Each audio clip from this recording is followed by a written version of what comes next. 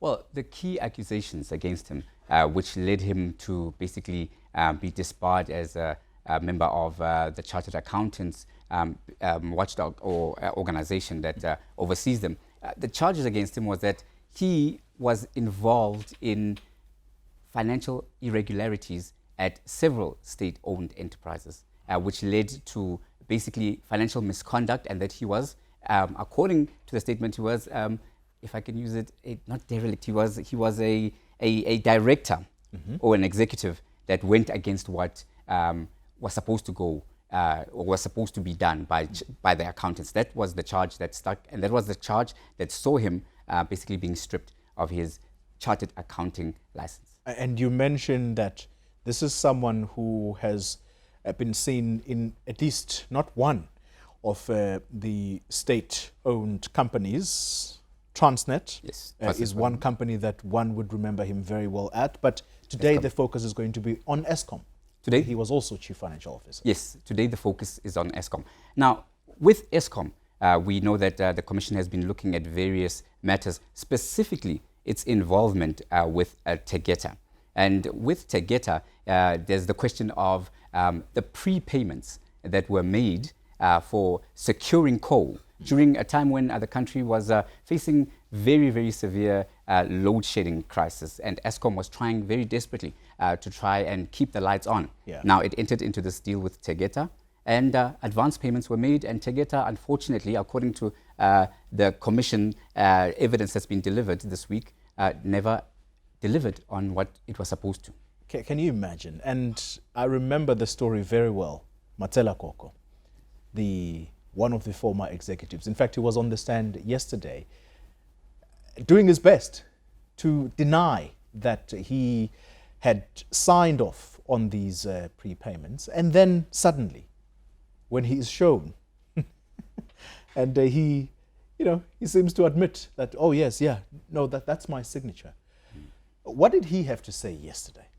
Well, the gist of what he had to say yesterday, in large part, was the fact that he stuck by his guns, that the decisions that he had taken were in the best interest of Eskom, that to be framed as someone who is linked to state capture is incorrect. In fact, he says that when it comes to the issue of his suspension at Eskom initially, he was suspended because he had flagged a deal with Sumitomo, which is a company from Asia, whereby Eskom was supposed to buy generators or boilers. This is obviously to generate electricity. He says this deal was not good enough because they could have been sourced in-house or in-country. And because he pushed back against it, this is what led former Eskom chair Zola Tsotsi to try and push him out. But Zola Tsotsi has a different take on it. Zola Tsotsi has a different take on it. Zola Tsotsi says that he never tried to push him out. In fact, he says that he tried to save him and that there was no breakdown in relationship. And this is not what Mr. Koko has again testified before the Zondo Commission of Inquiry. He says that Zola Tsotsi had it out for him, and in fact, he wanted him out with the other executives. So it's a conundrum. It's a conundrum because you ask yourself, who in the world do we believe among these people who were in charge of a very, very important government parastatal, which provides us all with electricity? In fact, it has a monopoly in this country.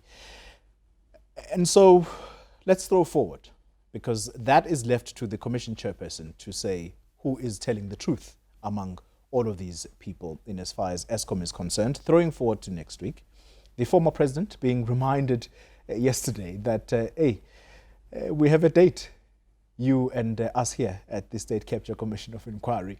And that's next week, Monday, all the way until Friday. I asked Tessa Dooms whether we're going to see the former president turning up, and she's not optimistic.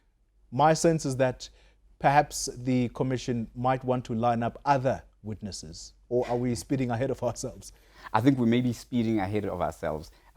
We've seen that he's made it clear, former President Jacob Zuma, through the Jacob Zuma Foundation, that he's not interested in participating with the Zondo Commission of Inquiry. In fact, when he staged a walkout Advocate Kakane, his legal representative at the time, said that the commission was effectively a witch hunt against Jacob Zuma, and that he could not be the only one who could be blamed for state capture when you look at how many institutions, state-owned enterprises, even municipalities, he argued he could not possibly be the mastermind behind all of them. Yeah. So what we do know, though, is that the Constitutional Court did say that what Deputy Chief Justice Raymond Zondo does have is powers to basically subpoena and force former President Jacob Zuma to come and testify. Yeah. It says that the commission, in terms of its scope, would be on the same level as a high court of the country. It's interesting that you bring up the Constitution, because indeed, as you say, that is the legal premise that is given, therefore, to commissions of inquiry, or it gives these commissions powers. The important element as well, though, is that the Constitutional Court in December last year set and heard arguments by the lawyers of the former president, Jacob Zuma, as to why the Commission of Inquiry into State Capture is no longer something that the former president should be cooperating with. The important element here is that the court has yet to bring a decision on whether to compel the former president to appear before that commission. And of course, the secretary of the commission is the man who went to the Concourt to file for the enforcement of the subpoenas, right?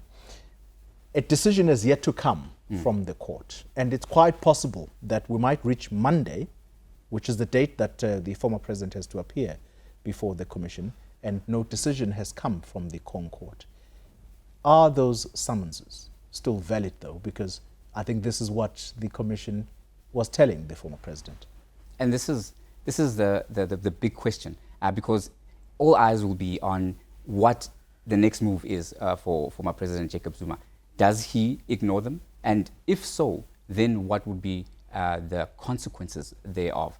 We've seen that Deputy Chief Justice Raymond Zondo and the Secretariat of the Commission of Inquiry are very adamant that the former president has to come and give his side of the story, because without him, of course, the commission's work would be seen as incomplete. So they're going to follow any and all avenues that they have at their disposal to try and get him there. So whether or not he will come willingly, or whether he will then be forced or compelled by the commission when it issues another summons, it remains to be seen. But he has indicated, in fairness, he says that he wants to participate with a commission of inquiry. He's put that on record before. But then again, on the other hand, he walks out when he's given an opportunity. So, Kolim Gambi, it's anyone's guess at this stage.